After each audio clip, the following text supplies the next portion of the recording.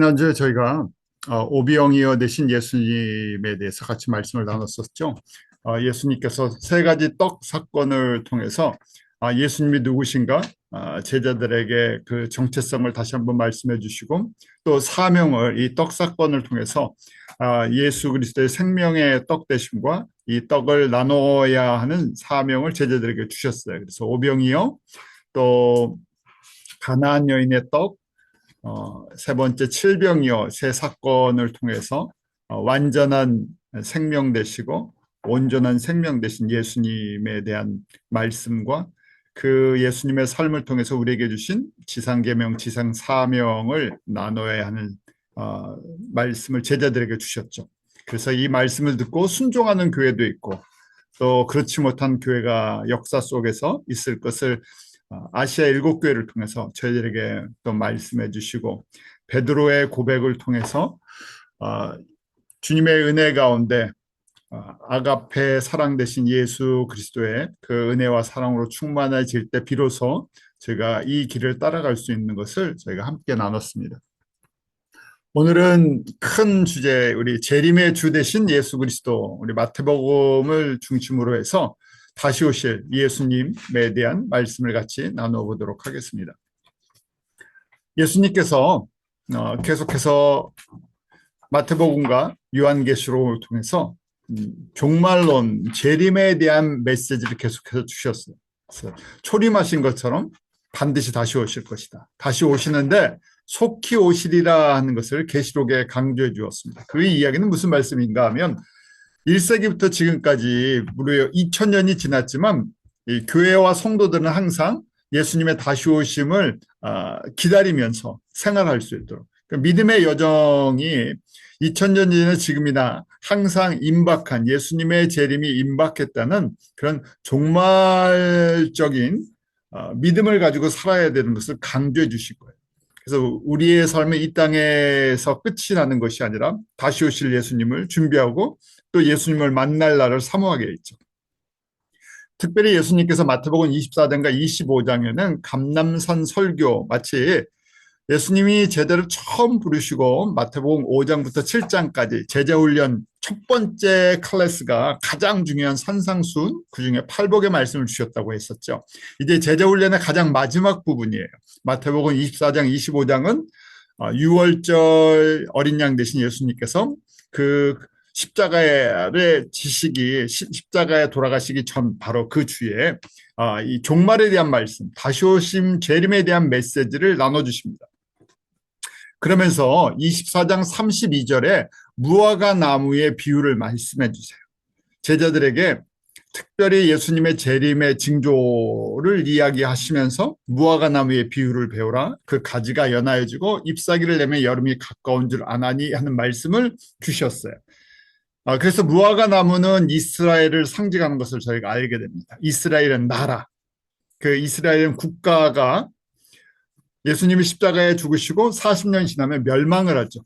제자들은 그걸 알지 못했었지만 말씀을 줘도 이해를 하지 못했었죠. 왜 나라가 멸망을 하는지를 알지 못했었죠. 그런데 예언하신 말씀처럼 예수님이 십자가에 지시고 약 40년 후에 주 70년에 나라가 멸망을 합니다. 그러니까 무화과 나무가 말라 죽는 그 예표를 보여주셨었죠. 자, 그래 죽은 나라를 잃어버렸는데 그 죽었다고 생각하는 무화과 나무 이스라엘 국가가 살아나는 것이 예수님의 재림의 징조라는 것이에요.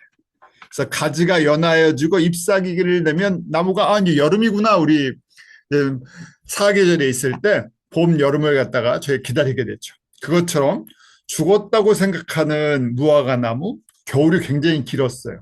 약 거의 2000년의 시간이 있었어요. 그런데 그것이 살아난다는 거예요. 2000년의 시간이 저희가 겪고 있었기 때문에 이것을 아는 거죠. 만약에 이스라엘이 1948년 5월 17일 날 독립국가를 만들지 않았으면 이 말씀이 구체적으로 무슨 말씀인지 저희가 이해 못했을 거예요. 그런데 저희가 살고 있는 이 시대에 바로 지금부터 거의 70년이 흘렀군요, 벌써요. 70년 전에 이스라엘이 독립을 하고 지금 세계의 가장 큰 뉴스 중에 하나가 이스라엘과 주변의 나라들의 이 복잡한 관계들이죠. 독립을 안 했으면 그 일이 일어나지 않죠. 그래서 이 독립이 지금 무화과 나무가 살아나는 예수님이 예언하신 것처럼 이러면 여름이 가까운 줄 아나니 하면서 그 다음 33절에 이렇게 말씀하시죠. 이와 같이 너희도 이 모든 일을 보고는 죽은 무화과 나무가 살아나는 것, 그것이 연하여지고 잎사귀를 내고 여름이 가까운 줄 보면 뭘 알라고요? 인자가 가까이 곧 문 앞에 이른 줄 알라. 예수님의 재림이 임박했다는 거예요. 실제적으로 이것이 physically 예수님께서 이렇게 임하실 것인데 그냥 속히 임한다 속히 임한다는 것이 아니라 이 세대가 가기 전에 임할 것이다 하는 말씀을, 이 세대가 가기 전에 임할 것이다 하는 말씀을 주셨어요.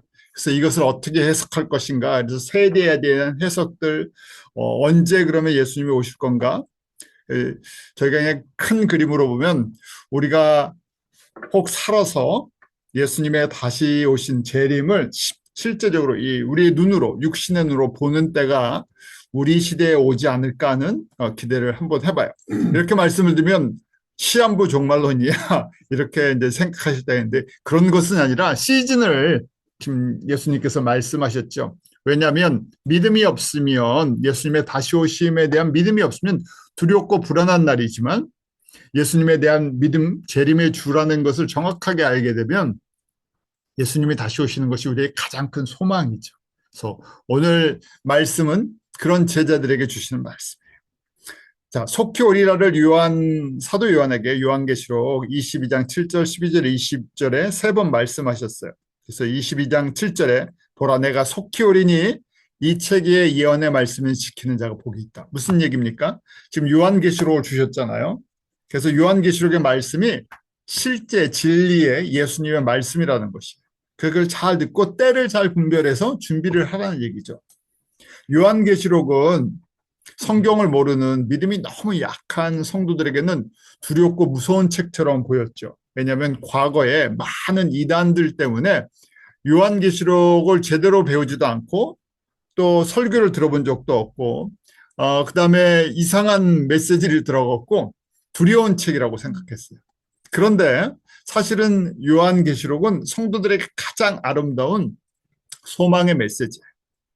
예수님 때문에 핍박과 고난을 받고 있었던 사도 요한과 그 1세기의 성도들에게 이 고난, 환란이 끝나면 이러한 하나님의 나라가 실질적으로 다시 임할 것이다. 이렇게 하나님의 나라가 회복될 것이다. 성도들이 예수님의 신부가 돼서 이런 영광을 누릴 것이다. 가장 아름다운 약속의 완성의 마지막 부분이에요. 성경의 클라이막스예요. 그런데 이것이 사실은 과거 2000년 동안 닫혀 있었죠. 그래서 열지를 못했었어요. 다니엘의 예언처럼 때가 돼서 이 말씀을 열어주셨죠. 지금 그래서 저희가 이 말씀을 저희가 듣고 공부하고 묵상을 할 수 있다는 것은 정말 예수님의 재림이 가까운 그런 시대에 우리가 살고 있기 때문에 예수님께서 이 부분을 열어주셨다고 보는 거예요. 그래서 이 말씀을 듣고 지키는 자가 복이 있다는 거예요. 또 22장 12절에도 속히 오리니 내가 줄상이 내게 있어 일한 대로 갚아주겠다 말씀하세요.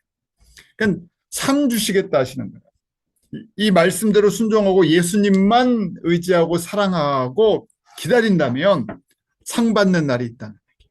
그래서 속히 올 것이다. 인내하라는 거죠. 또 세 번째 22장 20절에도 가라사대 내가 진실로 속히 오리라 하시거늘 아멘 주 예수여 오시옵소서 그렇게 응답하죠. 내가 진실로 속히 오겠다. 진짜 이 말씀이 그러니까 사도 요한에게 줬을 때 사도 요한과 그 1세기의 성도들이 얼마나 기다렸겠어요. 그런데 무려 지금 1900년이 흘렀어요. 1900년이 흘렀는데 이 말씀이 다시 열렸죠. 이게 닫혀 있었어요. 이 말씀이 무슨 뜻인지도 몰랐어요. 저희가 아는 것처럼 성경이 일반 성도들이 볼 수 있는 수준까지 오는데 무려 1500년 이상의 시간이 필요했어요. 저희가 아는 것처럼 처음 성경들이 기록될 때 우리 헬라어로, 그리스어로 기록됐다, 라틴어로 기록됐다가 일부의 신학자나 제한된 신부들만 성경을 볼 수 있었죠. 이해할 수도 없었어요. 번역이 안 돼 있었기 때문에. 그러다가 저희가 아는 것처럼 1400년도에 우리 킹 제임스 버전 영어로 처음에 번역이 되고, 그러고 나서 1517년 종교개혁이 일어나면서 비로소 조금씩 번역본들이 퍼지기 시작하고, 이 계시록의 말씀들을 이해하는 것은 100년 전부터 이것을 공부하기 시작했어요. 종교개혁이 일어날 때는 계시록에 대한 말씀을 전혀 이해하지 못했어요. 그래서 칼빈이 아무리 위대한 신학자라고 해도 이 계시록에 대한 말씀을 기록해 주지 않죠. 그래서 지금 이 계시록을 공부하고 성도들이 이해하기 시작한 지 이제 100년이 흘러서 저희가 여러 가지 신학적인 관점도 생겼죠. 바로 저희가 이 시대, 이 말씀을 듣고 깨닫고 적용할 수 있는 시대에 살고 있다는 거예요. 그래서 24장, 마태복음 24장에 물리적인 이스라엘이라는 나라가 독립하는 것을 저희가 보고 지나는 시대에 있고, 또 예수님께서 요한계시록의 말씀을 저에게 듣고 깨닫는 그런 시대에 살게 해주세요.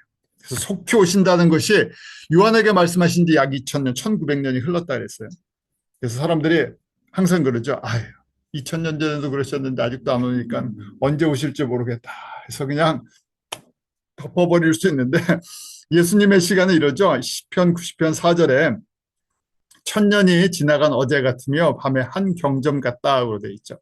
그러니까 예수님은 시간과 공간의 제한을 받지 않으세요. 그래서 하나님 나라에서 예수님의 이 땅의 천년은 예수님의 입장에서는 하루 같은, 그냥 눈 깜짝할 사이라는 거죠. 또 베드로후서 3장 8절에 주께는 하루가 천년 같고 천년이 하루 같은 이 한 가지를 잊지 말라. 우리가 오래 기다린 것처럼 보이지만 주님의 나라에서는 2000년이 며칠이라고요? 이틀 정도뿐이 되지 않는다. 하나님의 때와 인간의 때의 차이 때문에 저희가 갈등할 때도 있고 믿음이 약해질 때가 있죠. 반대로 하나님의 때에 모든 것이 이루어진다는 하나님의 주권과 하나님의 때를 인식하면 저희가 이 인간의 시간을 극복할 수 있게 되죠.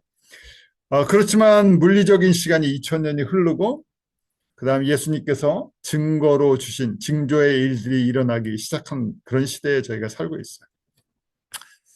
마태복음 특별히 24장과 계시록 6장에 이런 예수님의 다시 오시는 재림의 징조를 저희가 볼 수 있죠. 마태복음 24장은 특별히 예수님께서 감람산 설교라고 말씀하시는데 그 고난주간 화요일 날 제자들에게 말씀하셨죠.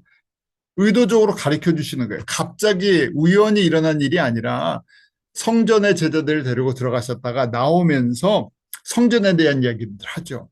왜냐하면 인간적으로 봤을 때 예수님의 제자들은 이 예루살렘 성전이 굉장히 위대한 하나님의 성전이고 자랑할 거예요. 그런데 예수님께서 뭐라고 말씀하셨죠? 돌 위에 돌 하나 남지 않고 다 무너질 것이다. 인간이 쌓아놓은 뭐 종교적인 상징인데 그것이 하나님의 나라의 어떤 하나의 그 저희들에게 깨달음을 주기 위한 어떤 그림자, 징조들에 불과하지 그 자체가 위대한 것이 아니죠. 사람들은 인간이 만든 업적을 나타내기를 원해요. 그런데 사람이 만들어 놓은 건 결국은 다 사라질 것들이고 우리가 쓰임받는 걸로 사실은 감사하죠. 예루살렘 성전이 하나님의 도구로 쓰임을 제대로 받았으면 감사한 거고 그 자체는 돌에 불과하죠. 저희도 마찬가지죠. 육신적으로 보면 주님께서 우리를 사용하신 것이 너무 감사하죠. 우리가 이 땅에 제한된 시간과 수명 속에서. 자, 그래서 의도적으로 예수님께서 그렇게 말씀하시고 제자들이 궁금해졌죠. 저 성전이 다 무너진다고? 저 위대한 헤롯 성전이 어떻게 무너질 수가 있나?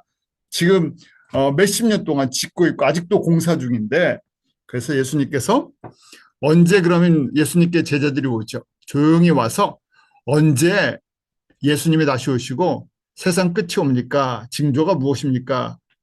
질문을 해요. 이 질문하라고 그렇게 말씀하신 거예요. 왜냐하면 이제 곧 무슨 시대가 열려요? 예수님이 십자가에 죽으시고 부활하시면서 제자들이 교회의 지도자가 돼서 교회 시대가 열려요. 신약 시대가 열려요. 이 복음이 땅끝까지 증거되는 이방인들 추수의 시간이 열려요. 그럴 때 제자들이 언제까지 어떻게 달려야 되는지, 사역을 해야 되는지, 그리고 이 사역 끝에 이 교회 시대의 끝에는 어떤 일이 있는지를 말씀해 주고 싶으신 거예요. 사명을 주신 거잖아요. 교회와 제자들에게 사명의 끝에 어떻게 예수님이 다시 오셔서 영광 가운데 회복시켜 주실 것인가. 이것이 사실은 굉장히 중요하죠. 왜냐하면 제자들이 무작정 사역을 하는 것이 아니라 예수님이 주실 영광이 있기 때문에 이 땅에서 십자가의 고난과 또 저희가 하늘에 미리 되는 그런 순종의 과정들이 결코 헛되지 않다는 거예요. 이렇게 사역하고 끝에 영광의 회복의 시간이 있으니까 전혀 두려운 것이 아니죠. 그 말씀을 해주고 싶은 거예요. 그래서 정말 재림은 두려운 것이 아니라 어떤 영광 가운데 우리가 참여할 수 있나, 어떻게 회복될 수 있는 건가에 대한 메시지를 주고 싶으신 거예요. 그래서 예수님이 오실 때 징조들이 무엇인가를 설명하시는데 저희가 잘 아는 대로 마태복음 24장 3절부터 설명이 되어 있습니다. 그래서 그 첫 번째 징조가 그 미혹에 대한 말씀을 주세요. 24장 5절. 저희가 종말론 다룰 때 이 부분 자세히 다뤘었죠. 그냥 한번 리마인드 시켜드리고 넘어갈게요. 24장 5절에 첫 번째 대표적인 징조가 가짜 그리스도가 많이 일어나서 사람들을 속인다는 거예요. 거기 그렇게 돼 있죠. 많은 사람이 누구의 이름으로요? 내 이름으로 와서 이르되 나는 그리스도라는 이름으로 많은 사람들이 자기가 그리스도라고 주장을 해서 사람들을 혼란케 한다는 거예요. 예수가 아니라 그리스도죠. 그리스도는 기름 부음 받은 자라는 뜻이라 그랬어요. 구원자다. 다시 번역하면. 그래서 많은 사람들이 내가 그리스도 구원자다라는 거예요. 그래서 예수님도 구원자 중에 하나다. 그래서 저희는 예수님만이 그리스도라고 고백하는 거고, 이거 복음주의예요. 그렇지 않은 사람들은 예수도 그리스도, 예수도 메시아 중에 하나다. 그래서 뭐 불교에는 부처다, 이슬람에는 저희가 알라다, 뭐 이런 식으로 이름을 자꾸만 바꾸고 만들어내죠. 그래서 우리가 이걸 종교다운주의라고 이야기하는 거예요. 오늘날 넓은 의미의 기독교요, 뭐 캐톨릭이나 그다음에 개신교 뭐 다 포함해서 한 80%가 종교다원주의 신학을 갖고 있어요. 무슨 얘기냐면 예수님만이 그리스도, 예수님만이 구원자라고 고백하는 사람들은 같은 넓은 의미의 기독교 안에서도 20%가 채 안 되죠. 그래서 대부분의 사람들이 예수님이 그리스도인 것처럼 모든 종교의 구원의 가능성을 열어놨어요. 그래서 저희가 복음주의 교단이 아니면 전도나 선교라는 표현을 쓸 때 저희는 예수님을 그리스도로 전하는 것이 가장 중요한데 그것이 아니라 하나님의 뜻과 하나님의 사랑을 포괄적으로 전하는 것이 뭐 전도다. 세상을 좋게 해주는 것이 전도다, 선교다, 이런 식으로 개념을 바꿨죠. 감사한 것은 대부분의 저희가 섬기는 교회들, 교단들이 복음주의 안에 있기 때문에 조금 낯설 수도 있지만 한 발짝 살짝 벗어나서 주변을 돌아보면 종교다원주의의 영향력이 얼마나 강한지 저희가 알게 돼요. 특히 미국 같은 경우에는 그렇죠. 뭐 대통령이 임명되고 선서를 할 때나 뭐 대통령이 이 신앙에 대한 얘기를 할 때 보면 아주 종교다원주의 색깔이 강한 모습들이 그 혼란케 해죠. 이 사람이 정말 기독교인인가 아닌가, 이런 모습이 있어요. 예, 이것이 첫 번째 징조였고요. 그 다음 6절, 7절, 8절 보면 난리와 난리의 소문, 전쟁에 대한 얘기죠. 거기 영어로 보면 Wars and Rumors of War라고 돼 있잖아요. 그 전쟁과 전쟁에 대한 소문들. 근데 이 전쟁이 다양해졌다는 거예요. 7절에 보면 Nation against nation이고 Kingdom against kingdom이죠. 그 민족 간의 전쟁도 일어나고 나라 간의 전쟁도 일어나고 전쟁이 아주 복잡해진 거예요. 또 전쟁이 일어날 이유가 없는 것처럼 보이는데 전쟁이 굉장히, 저희가 지금 그렇게 살고 있잖아요. 전쟁 안 일으켜도 될 것 같은데 뭐 러시아 우크라이나 전쟁도 오늘날에 이런 전쟁이 일어날 수 있구나. 또 저희가 성서적인 내용의 배경을 갖고 있지만 이스라엘과 주변 간의 전쟁, 또 이란까지 잠깐 확장됐다가 전쟁이 끝이 없죠. 더 강해질 거라는 얘기예요. 그 다음에 기근과 지진, 이 물리적인 자연적인 기근도 있고 또 경제적인 사람들이 만들어 놓은 부의 불공평과 이 분배 문제로 인해 생기는 기근도 있고요. 지진도 점점 강해지죠. 며칠 전에도 캄차카 반도죠. 러시아 그쪽에서 그 뭐 8.8의 바닷속에서 지진이 일어나고 쓰나미가 일본과 미 서부를 온다고 해서 굉장히 사람들이 긴장하고 어떤 지진이 일어날지 점점 모르죠.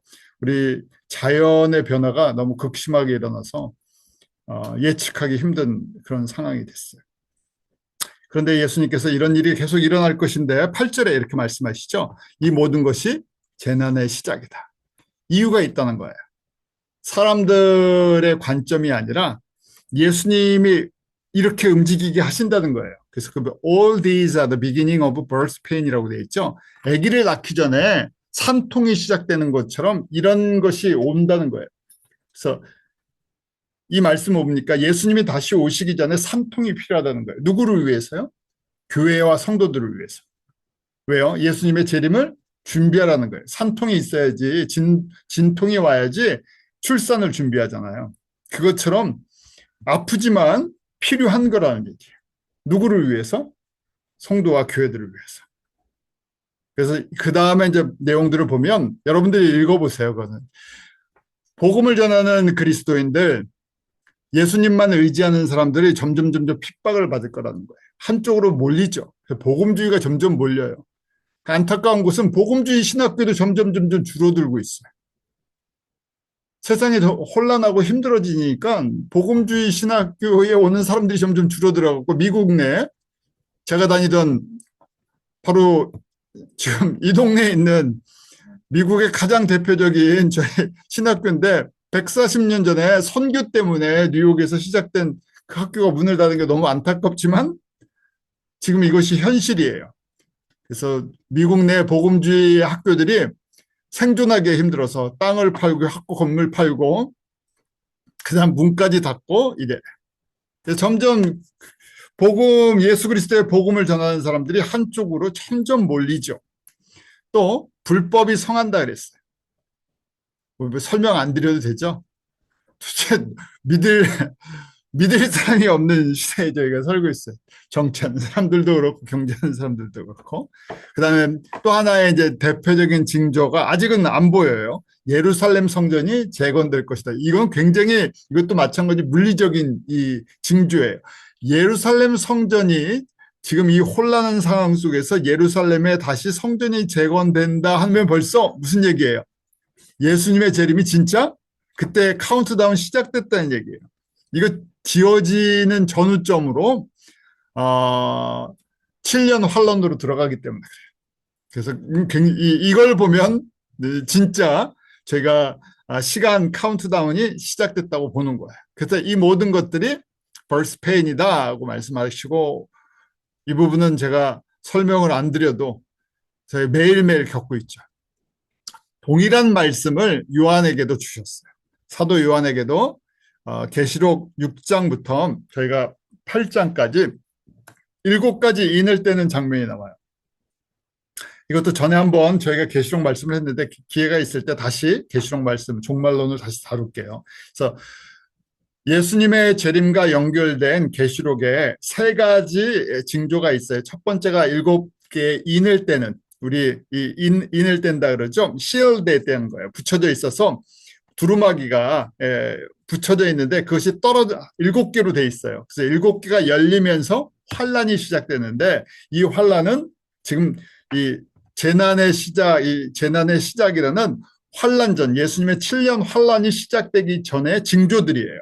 그러니까 이 계시록 6장에 나오는 7가지는 어디랑 연결되어 있다? 마태복음 24장이랑 연결되어 있는 말씀이에요. 그래서 재난이, 환란이, 7년 환란이 갑자기 너무 평안한 가운데 모든 것이 잘 되는데 시작되는 것이 아니라 이렇게 징조들이 저희가 진통도 그러잖아요. 처음에는 이게 진통인가? 그러다가 한 2시간 간격으로 오다가 1시간? 그러다 갑자기 빨라져요. 그래서 30분, 20분 되다가 갑자기 이제 진통이 굉장히 강하게 오죠. 마찬가지로 이 재난의 시작이라는 예수님의 재림의 징조가 처음에는 이게 예수님의 재림의 징조야. 자연적으로 일어날 수도 있잖아 하고 그러다가 점점 강해지고 빨라진다는 얘기예요. 그것이 이제 7개 인이랑 같은 메시지예요. 그래서 첫 번째 예수님께서 사도 요한에게 보여주시는 7개 첫 번째 인을 딱 떼니까 흰말 탄자가 나와서 이기고 면류관을 받는 거예요. 그래서 요 흰말 탄자 이긴다 그러니까 아 예수님이시구나 하고 요 단어만 보면 그렇게 생각되는데 지금 7개 인은 환란에 대한 말씀이에요. 환란도 이것이 점점 강해져요. 그러니까 첫 번째 인은 예수님처럼 보이는 사람이 와서 그렇게 유혹을 하고 이기는 것처럼 보인다는 거예요. 그래서 종교다운주의 같이 거짓 그리스도, 거짓 선지들이 많이 일어날 것을 말씀하신 거죠. 두 번째에는 붉은 말이 나와요.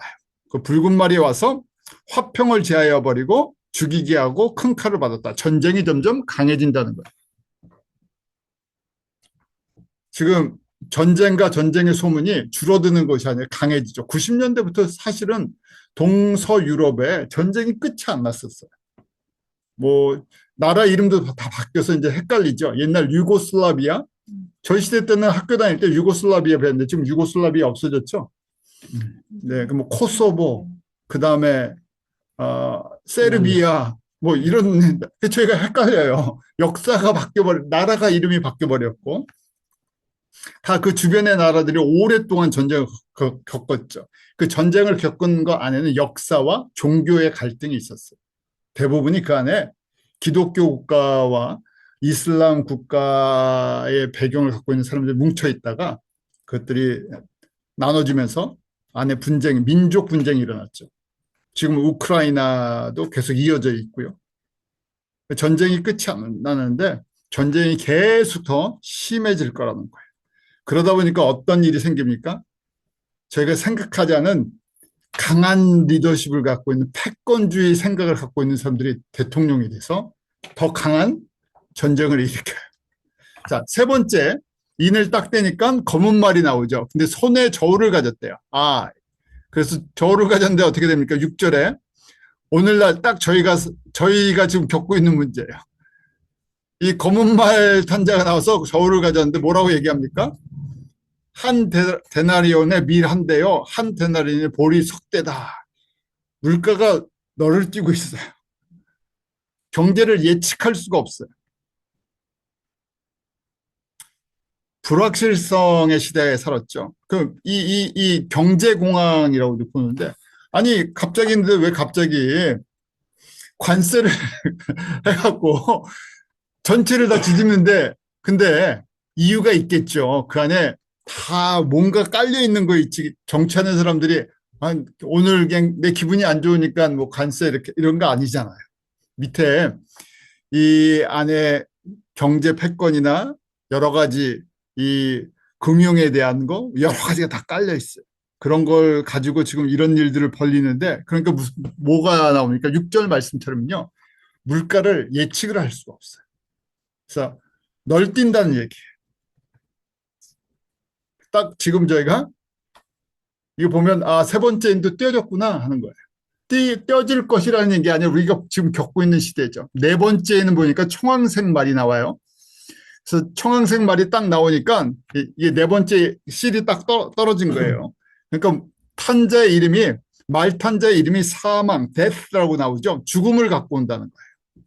그래서 음부가 그 뒤를 따르더라 그랬죠. 죽음의 권세가 쫙 깔리는데 무엇으로 죽이냐면요. 이 땅의 4분의 1의 권세를, 4분의 1을 갖다가 그쪽 4분의 1을 이걸로 몰아가는데 검, 흉년, 사망, 땅의 짐승이라고 돼 있죠. 영어로 보면 sword니까 전쟁이겠죠. 검은요. 그다음에 famine, 흉년인데 제가 말씀드린 것처럼 자연적인 이 자연의 변화 때문에 뭐 지금 기후 변화다, 자연 변화 때문에 다 모든 게 뒤집어져서요. 기근이 올 수 있어요. 동시에 경제적인, 정치적인 것 때문에 기근이 오죠. 아프리카 가면 정말 답이 없어요. 아프리카를 가면 당장 눈에 보이는 거는 그 사람들의 경제적인 또 현실적인 삶이 눈에 당장 보여요. 100불 갖고 살 수가 없는데 그 사람들이 하루 한 달 내내 일을 해야 간신히 100불을 버는데 100불 갖고 살 수 있는 환경은 아니죠. 저희가 똑같아요. 저희가 미국에서 1000불 갖고 못 살잖아요. 그냥 진짜 쌀이랑 김치만 먹으면 사는데 그렇게 생활이 그렇게 되지 않잖아요. 아프리카 사람들 똑같아요. 물론 거기에서 옥수수랑 고구마만 먹으면 먹고는 살죠. 그런데 나머지는 다 돈을 내야 되는 부분들이죠. 그래서 이 기근의 문제. 그런데 다음에 또 뭐가 있어요? 플래그라고 돼 있죠. 이 한국말에는 무슨 성경의 제 성경에는 사망이라고 돼 있는데 이건 전염병이죠. 정확하게 하면 전염병이에요. 2019년, 2020년 코로나를 시작해갖고 본격적으로 전염병의 권세가 이 전염병의 영향력이 얼마나 강한가를 저희가 한번 심하게 체험을 했죠. 끝이 아니죠. 더 강한 것들이 언제든지 일어날 수 있고 두려움이 있어요. 그런데 예수님께서 말씀하시기를 이 네 번째 인에 이 부분이 들어가 있어요. 그다음 땅의 짐승이라고 돼 있어요. 와일드 비스트라고 돼 있는데 이것을 이렇게도 볼 수 있어요. 강한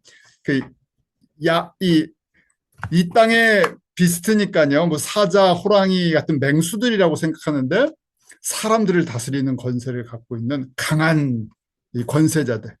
근데 그 사람들은 다른 약자의 어떤 것들을 보호해 주는 것이 아니라 나의 먹잇감으로 다 생각하기 때문에 약육강식이라는 얘기죠. 강한 약육강식의 생각을 갖고 있는 지도자들이나 영적인 권세를 갖고 있는 사람들이 엄청나게 일어나서 사람들을 핍박할 거라는 걸 저희가 보고 있죠. 그런 시대. 그래서 사람들이 이걸 좋아해요. 이상하죠? 그걸 따라가고요. 네 번째 인도 그러니까 열려 있어요. 제가 다섯 번째, 여섯 번째, 일곱 번째, 다섯 번째가 이제 예수님을 전하는 사람들이 핍박을 받고 순교를 당하는 거예요. 그리고 여섯 번째 이렇게 자연의 변화가 있을 것이고 일곱 번째가 열어지면 다음에 일곱 나팔로 넘어가요.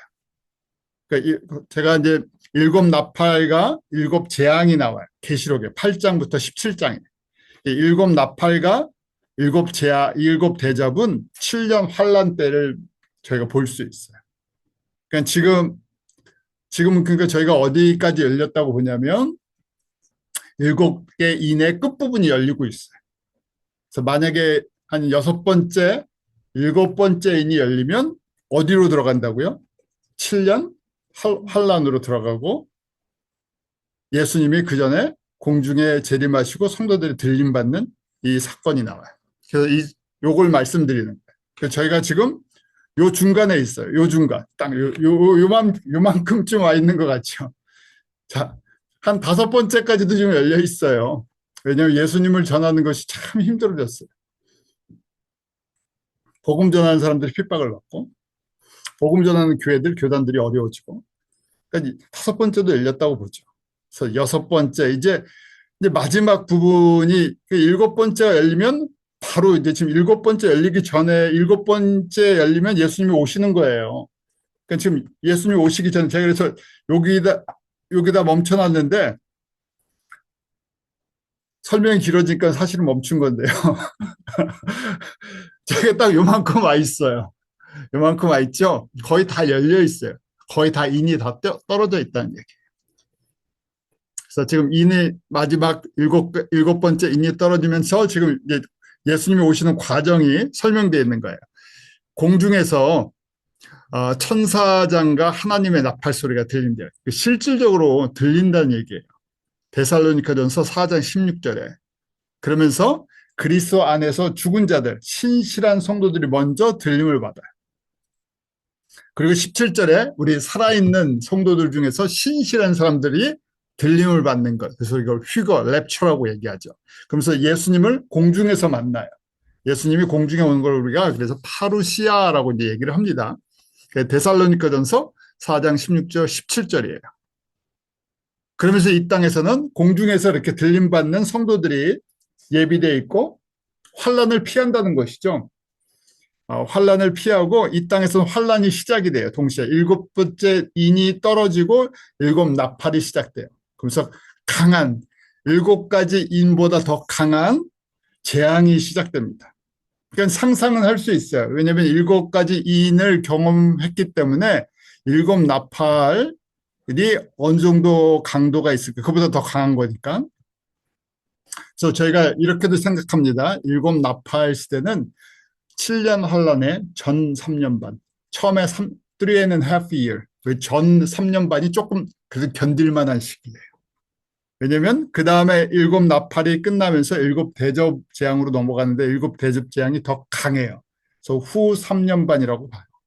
후 3년 반은 더 강한 핍박과 환란이에요. 그런데 이 7년 환란은 설명돼 있기를 이 땅에서 이런 환란을 겪어본 적이 없다고 돼 있죠. 그래서 점점 강해지면서 마지막 7년 환란의 끝에 저희가 흔히 얘기하는 3차 세계대전이다, 또 아마겟돈 전쟁이다 하면서 전 세계 가장 큰 전쟁이 일어나죠. 그리고 그렇게 이제 끝이 나면서 우리가 살고 있는 이 시스템, 자본주의 경제 시스템, 또 세상 사람들이 만든 바벨론 시스템, 하나님을 부인한 이 시스템이 다 붕괴돼 버리죠. 그래서 큰 성 바벨론, 이 우상의 제단을 섬겼던 모든 것이 다 무너져 나갑니다. 그러고 나서 예수님이 이제 내려오시죠. 내려오실 때 우리 이제 지상 재림하게 되는데, 지상 재림하는 걸 에피판이라고 이제 얘기를 하고, 이런 모습이에요. 계시록 20장에 나옵니다. 천사가 무저갱의 열쇠를 가지고 이제 내려오죠. 무저갱이에요. 무저갱의 열쇠를 갖고 와서 그 다음에 누굴 잡습니까? 용을 잡는다고 돼 있어요. 근데 그 용이 누군가 하니까 옛뱀이라고 돼 있죠. 언제 나왔던 옛뱀이요? 창세기에 아담과 하와를 유혹했던 옛뱀. 근데 그 안에 영적인 존재의 실체를 보니까 뭐라고 돼 있죠? 마귀다, 사탄이다, 마귀의 왕 사단을 잡아서 1000년 동안 무저갱 바롬네스 핏이라는 이 감옥에다가 집어넣는 거예요. 그래서 무저갱에 마귀가 잡혀 들어가죠. 1000년 동안 못 움직여요. 그래서 우리가 이 기간을 거꾸로 천년 왕국이라고 얘기하는 거예요. 밀레니얼 피리어드죠. 예수님이 이제 왕이시고 예수님과 함께 있었던 신실한 사람들이 함께 천년 동안 다스려요. 그래서 노아의 홍수 전까지 사람들이 천년, 아담이 타락하고 노아의 홍수 전까지 사람들의 평균 수명이 1000년 가까이 됐었잖아요. 930년에서 960년. 그것처럼 이때 다시 거꾸로 회복이 되죠. 저희는 영원한 생명에 들어가기 전에 이 땅에서 예수님과 함께 마치 에덴 동산을 회복하기 직전의 모습을 다시 갖는 거예요. 왜 이 기간을 갖나? 새하늘과 새 땅에 영원토록 살기 위해서 준비하는 과정이에요. 그래서 예수님과 함께 들림받은 사람들이 마지막 지도자 훈련, 저희로 이제 쉬운 얘기를 하면 의사 되기 전에 레지던트 하잖아요. 그러니까 레지던트 기간이다 이렇게 볼 수 있어요. 공부가 다 끝났어요. 이 땅에서 신앙 훈련은 다 끝났고 실질적으로 새하늘과 새 땅에서 이제 다스리는 권세가 있는데 그 마지막 점검하는 기간이 1000년이다. 그래서 예수님과 함께 이 땅에서 실습하는 거예요. 근데 마귀가요, 사단이 무저갱에 갇혀 있기 때문에 마귀의 잔존 세력은 좀 남아 있어요. 그런데 힘을 쓰지 못하죠. 그러다가 잠깐 풀려나요. 마귀가 1000년이 돼서. 그래서 곡과 마곡의 전쟁을 일으킵니다. 나머지 잔존 세력들이랑. 그러고 나서 다 붙잡히고 어떻게 되죠? 마지막 백보자 심판을 받는 거예요. 그래서 예수님을 믿는 사람들은 심판이 아니라 상급에 대한 것들을 받는 거고 예수님을 안 믿는 사람들은 심판이죠. 그래서 천국과 지옥, 천국과 불못으로 완전히 갈라지는 거예요. 자, 간단하게 설명드렸는데 이것이 그냥 저희가 일반적으로 갖고 있는 전천년주의의 입장에서 설명을 드린 거예요. 그래서 이렇게 예수님이 오시는 과정을 한번 성서의 그 데살로니가전서나 계시록의 내용을 보면서 아 이렇게 올 거, 이렇게 오셔서 이렇게 회복되는 과정이 이렇구나 하는 거 한번 보는 거예요. 시간표. 하나님의 나라의 시간표를 보는 겁니다. 저희가 어디쯤 있다고요? 인이 거의 다 떨어지는 그 시대에 살고 있어요. 그러니까 예수님이 곧 공중에 오시는 것을 볼 수 있는 시대에 살고 있어요. 그런 소망이 있죠. 저희가 정말 다 같이 살아서 죽음을 맛보지 않고 예수님이 오시는 것을 눈으로 목격할 수 있는 시대에 살고 있는 사람들이다 이렇게 생각해 볼 수 있어요. 그러니까 저희가 뭘 해야 됩니까? 이 공부를 하는 이유가 뭐겠어요? 예수님 만날 준비를 해야 된다는 거예요. 어느 시대보다. 물론 누구나 다 이 땅에서 삶이 끝나면 예수님을 만나야 되죠. 예수님 앞에 서야 되고요. 예수님을 만나야 돼요. 그런데 저희가 죽은 다음에 육신의 죽음을 경험하는 것이 아니라 육신의 죽음을 겪지 않고 실질적으로 마치 예수님의 초림을 겪었던 1세기에 예루살렘 주변과 갈릴리의 사람들처럼 저희는 예수님의 재림을 실질적으로 경험할 수 있는 시대에 살고 있어요. 그래서 더 깨어 있어야 되죠. 더 분명히 알고 있어요. 반대로 지금 이 징조들을 보여주시는 것이 무엇입니까? 저희가 영적으로 혼란하게 만든다는 거예요. 다른 얘기로 하면요. 예수님이 다시 오시는 거에 집중을 하지 못하게 만들어요. 그래서 가장 집중을 하지 못하는 것이 무엇입니까? 예수님을 정확하게 못 봐요. 예수님이 누구신지를 정확하게 몰라요. 그러니까 혼란하죠. 나의 주, 나의 그리스도라고 고백을 했는데 나의 주가 아니에요. 실제적인 삶 속에서는 다른 것들이 주인이 많아요. 그러니까 분산되어 있다는 거예요. 산만해져 있죠. 그래서 예수님이 오신다는 거에 초점이 안 맞춰져 있어요. 그러니까 어디에 초점이 맞춰져 있습니까? 난리에 난리 소문, 그 다음에 재난, 기근, 지진, 경제공황 이런 거니까 사람들이 그걸 막으려고요. 그거에 대책을 세우려고 준비를 하죠. 전쟁을 어떻게 막을 건가? 경제적인 공황을 어떻게 막을 것인가? 또 건강의 도전을 어떻게 막을 것인가? 이런 당장 눈에 보이는 도전들에 대한 걱정들하고 그걸 준비를 해요. 왜냐하면 예수님께서 주시는 메시지는 그걸 막으라고 주시는 것이 아니라 그런 것이 오면 이게 버스트 페인이니까 예수님 오시는 거에다 집중을 하라고 하는데 소수의 사람들만 이것이 집중이 돼요. 왜요? 첫 번째 단추에서부터 문제가 생겨서 그래요. 예수님과 관계성이 형성이 잘 안 돼 있으니까. 예수님을 잘 보지 못하니까 예수님 말씀을 하셔도 저희가 듣지를 못해요.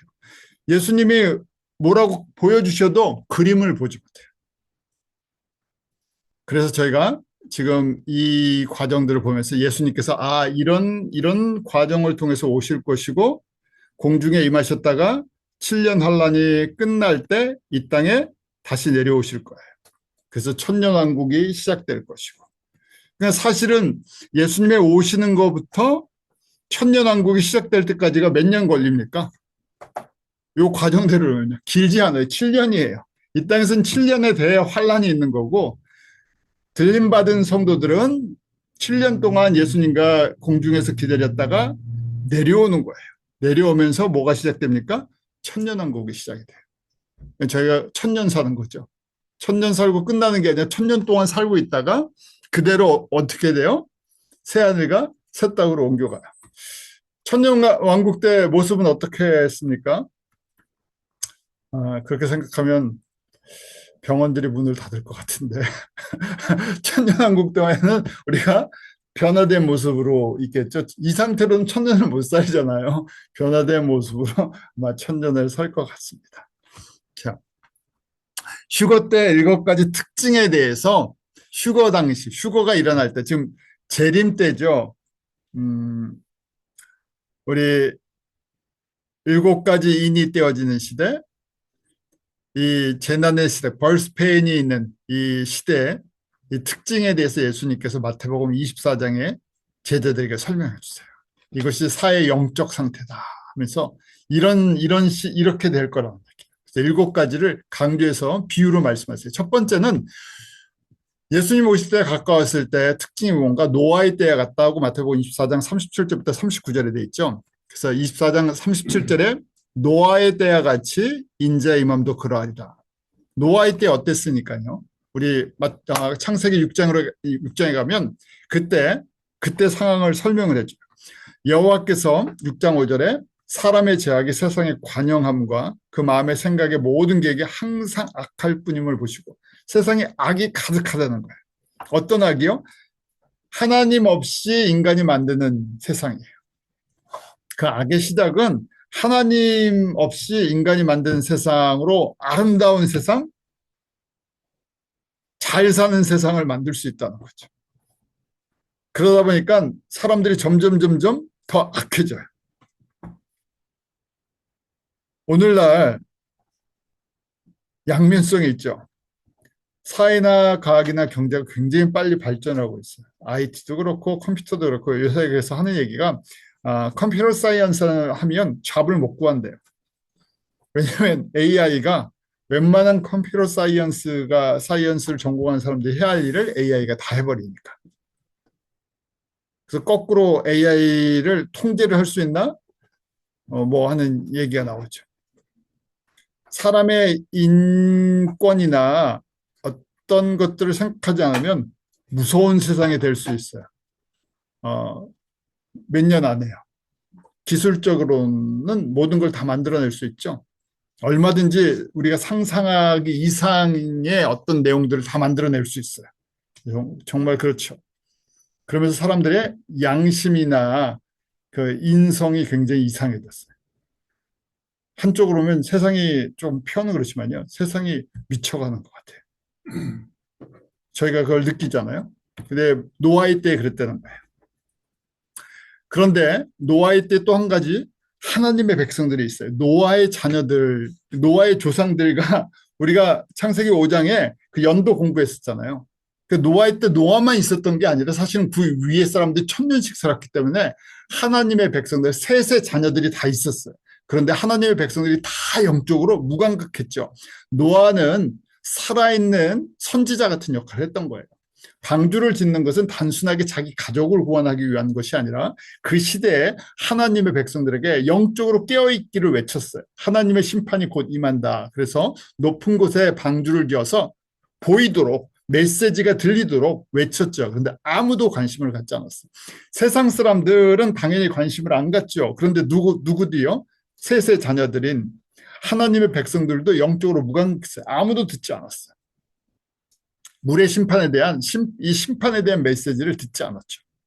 그래서 결국은 은혜를 입은 자들, 노아의 가족 8명만 구원을 받는 것처럼 보여요.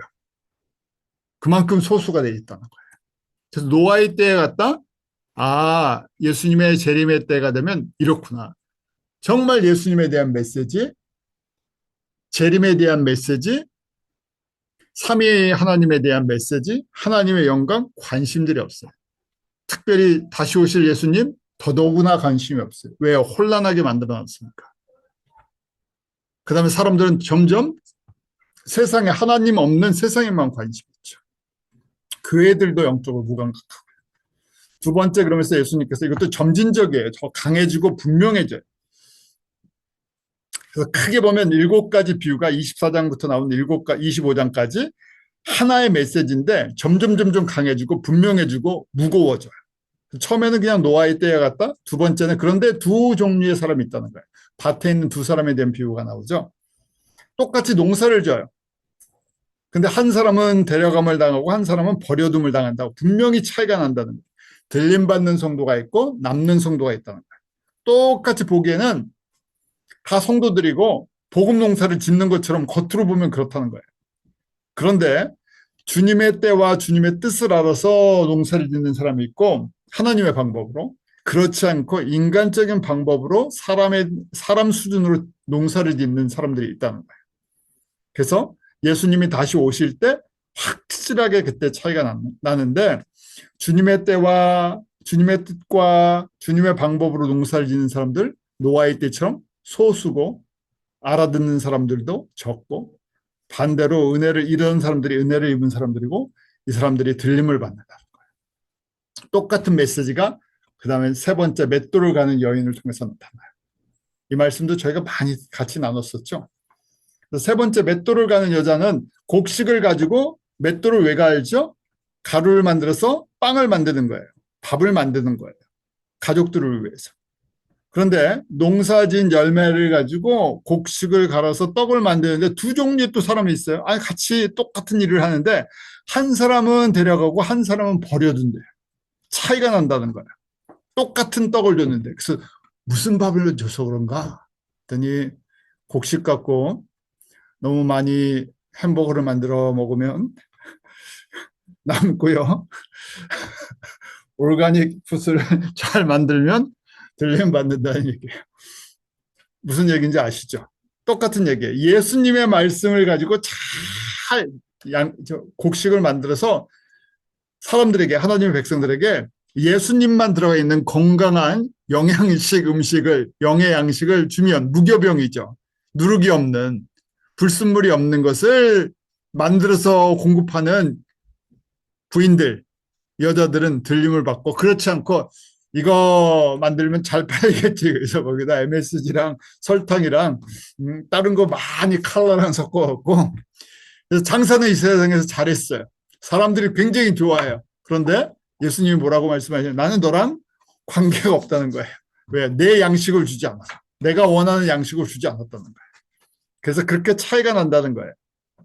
제가 왜 이렇게 말씀을 드리냐? 네 번째 비유를 드리니까 분명해져서 그래요. 자, 농사 짓고 곡식을 만들 준비를 하는데 그 다음에 뭘 하냐면 24장 45절에 지혜롭고 충성된 종이 있고 미련한 종이 있어요. 차이는 뭐냐면 미련한 종은 주인이 언제 오는지를 몰라요. 안 오는 것 같아요. 그래서 나의 마음대로 그 주인의 것 갖고 마음대로 했어요. 자기를 위해서. 그런데 충성되고 지혜 있는 종은 차이가 있어요. 주인의 집사람들이죠. 하나님의 백성들에게 때를 따라 양식을 나눠주는 사람이에요. 그 충성되고 지혜로운 종과 미련한 종으로 갈라져요. 들림받는 수준이에요. 그래서 때를 따라, 때를 알아야 돼요. 지금이 무슨 때인가. 예수님이 원하시는, 예수님의 때, 예수님의 시간표를 볼 줄 알아야 되는데, 저희가 교회는 오래 다녔는데, 하나님의 달력과 하나님의 시계를 보는 법을 배우질 않았어요. 그래서 시계 볼 줄 모르고 달력을 볼 줄 몰라요.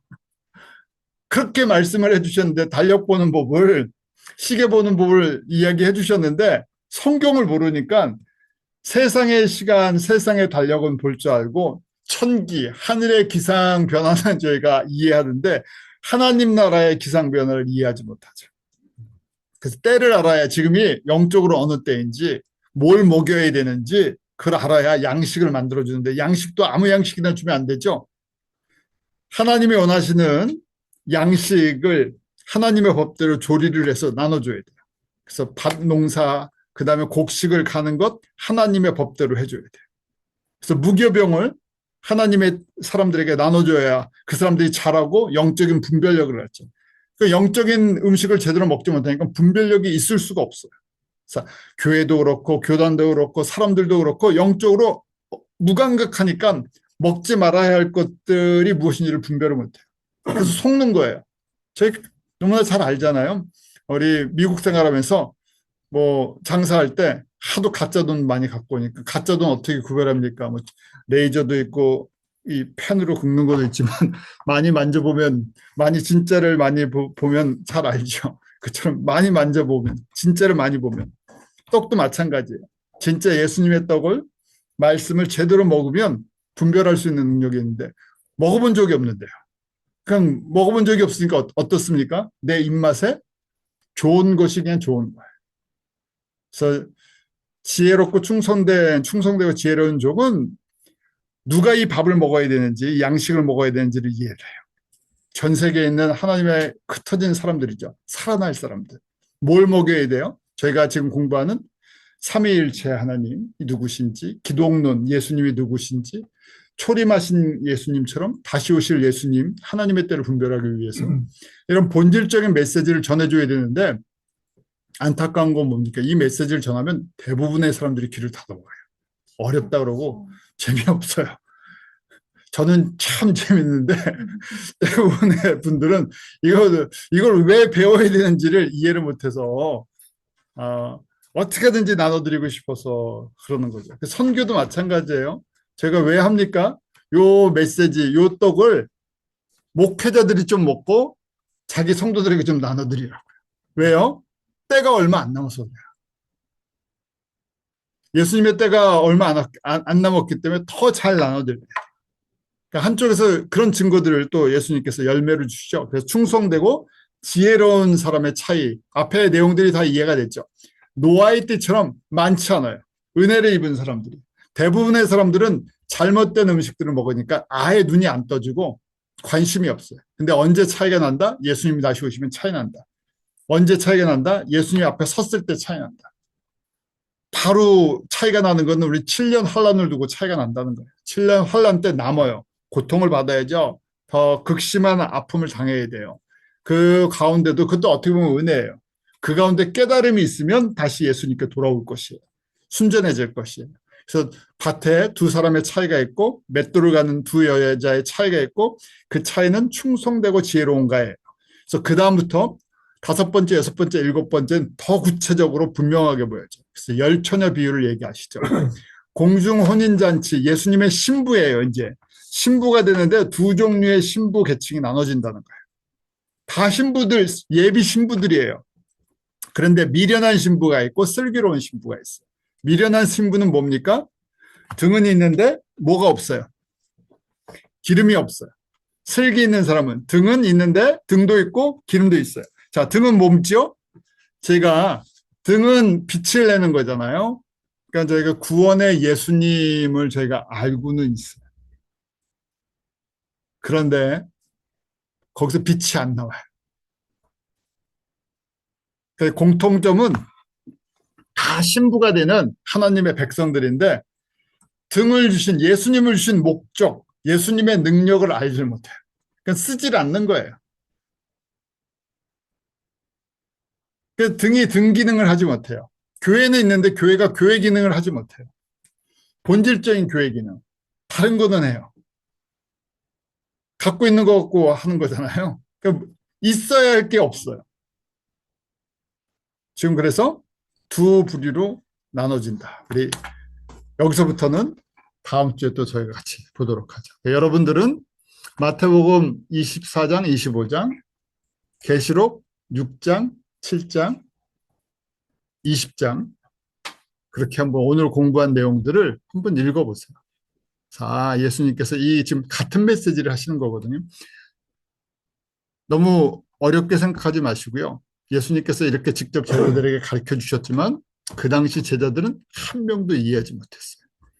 그건 저희는 대단한 거예요. 왜요? 저희는 특별한 은혜를 받았어요. 이 말씀을 듣고 제가 믿기는 여러분들이 다 이해하실 줄 믿어요. 성경을 읽으시면 더 잘 이해되실 거예요.